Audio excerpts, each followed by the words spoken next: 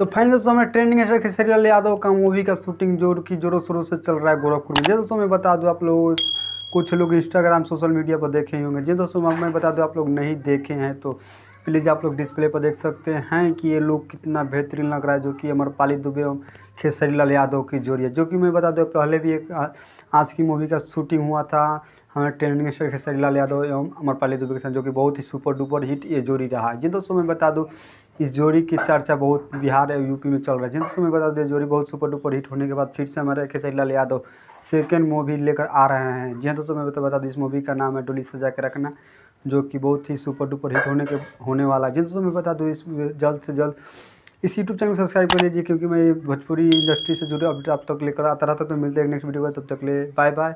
आप लोग खेसारी लाल यादव के तगड़े फैन है तो प्लीज़ इस वीडियो को लाइक कर दीजिएगा, चैनल को सब्सक्राइब कर दीजिएगा।